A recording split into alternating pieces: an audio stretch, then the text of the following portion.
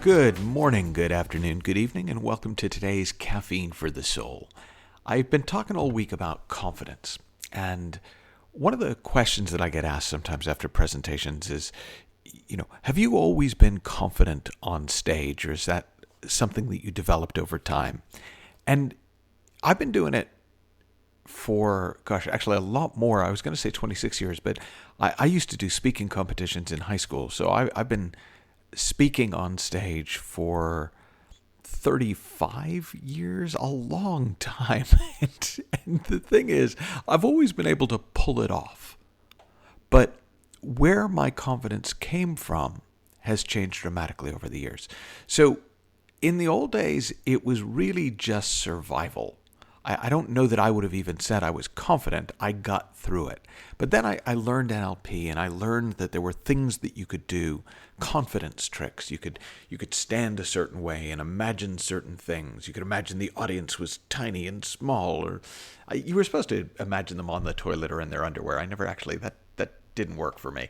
But there were all these tricks that I learned to manipulate my mind, to manipulate my physiology, to create a kind of a confidence in front of a group. So in a way, what I had learned to do, and it's a very common practice, is pretend to be confident until I started to feel confident. In other words, fake it till you make it. To be confident, act confident.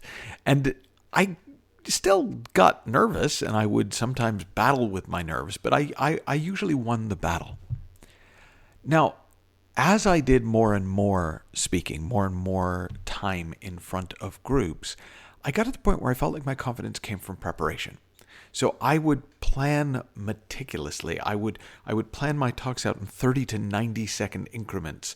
I would work on my material. I would work on kind of crazy like scenario planning where, okay, now if somebody attacks me with a gun during the talk, what would I do? And I did find that the more I prepared, the more confident I felt. And when I reflected on it, I actually kind of used all that preparing like mental Xanax.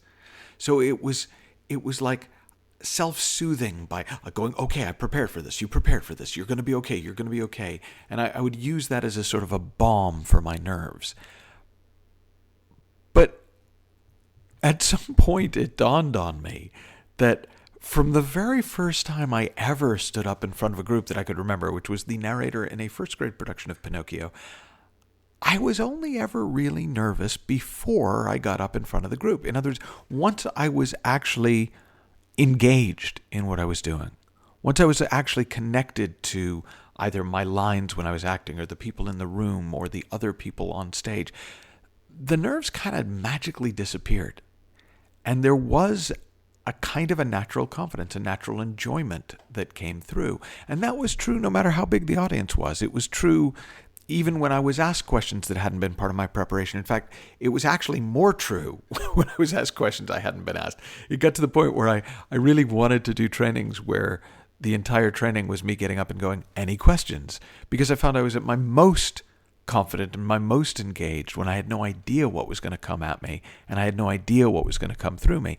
And that was kind of a game changer. Because when I saw where confidence really came from, I realized it was 180 degrees the opposite of what I'd been doing to try and create confidence. So instead of trying to make myself feel better when I got nervous, I started to just let the nerves come and go, which they did anyways. But I tried even less hard because I just knew, well, when my thinking changes, my feeling will change. So if I'm not thinking about trying not to think about things, it will just flow more naturally. And my attention will naturally get off me, go back out into the world, and my natural confidence will come through. And the other part of that was I stopped trying to predict the future because I realized I'm at my best when I'm fully engaged. Everybody is at their best. You are at your best when you're fully engaged and present in the unknown. So rehearsing and scenario planning takes us in the wrong direction. It takes us more up into our heads and more out of the freshness of the present moment. And you start to realize you can trust something fresh to come through. And when you really see that, being in the moment, in the not yet created moment, becomes your favorite place to be. So many of you know I did a TEDx talk called Why Aren't We Awesomer? You can find it online. And in the months leading up to it, I had to continually reassure the organizers that my unwillingness to rehearse or run through the talk in advance wasn't out of a lack of respect for the event. Because that was normally the way that it's done. You rehearse, you turn in an outline, you maybe even make a video. And I had told them up front I wouldn't do it. In fact, I'd said, look, if you want that, I understand, but it's not going to happen.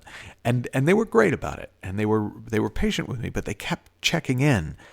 And I did. It wasn't a lack of respect for the event. It was just, I have such a deep respect for the awesome creative force that comes through us when we get our personal thinking out of the way. We get out of the way of our personal thinking and we let something come through. We get connected to the simplicity of presence. So when I talk about this sometimes, I use the analogy of a sailboat. So we understand the physics of sailing, even if we wouldn't call them physics. We know if we aim a boat roughly the direction we want to go, we unfurl the sails, when the wind arrives, it'll take us where we want to go. And we know there's not much value in paddling while we wait for the wind, and there's no value at all in trying to blow into the sails ourselves.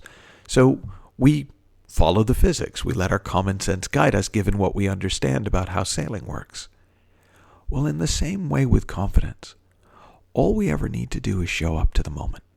We aim ourselves in a direction, we unfurl our sails by getting out of the way of our personal thinking, by making ourselves as available as we can to the force of our creative nature. And that force is sometimes gentle and it's sometimes awesome. And so in that sense, where confidence comes from is our understanding of the physics of the mind. Understanding that the wind of fresh new thinking will fill the sails of consciousness and will be carried along on the buoyant ocean of universal energy on which we all sail. Have fun, learn heaps, and happy exploring. I'll talk to you tomorrow.